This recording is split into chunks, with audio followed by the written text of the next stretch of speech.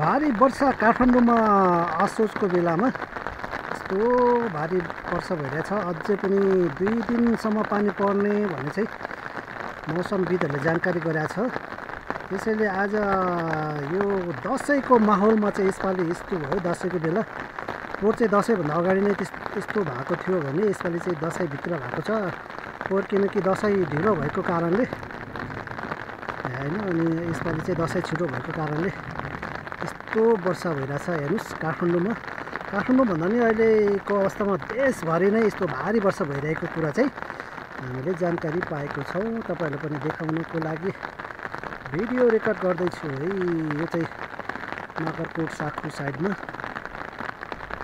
यतातिर चागुनारायण, यतातिर थलीतिर सहरतिर यो सहरको लाइन हो। पुरा सहर माथि गोकर्णको लाइन हो यो।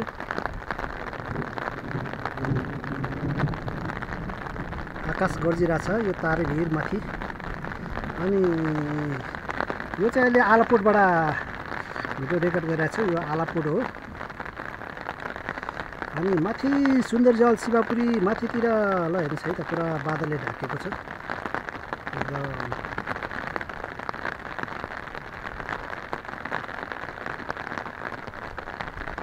चिसो चिसो मौसम, यो पानीले चाहिँ चिसो सर्लक्कै चिसो ल्यायो है त। छिछु कस्तो जाडो भइरहेछ।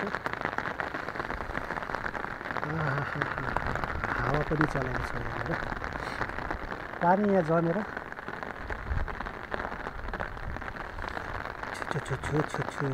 छु।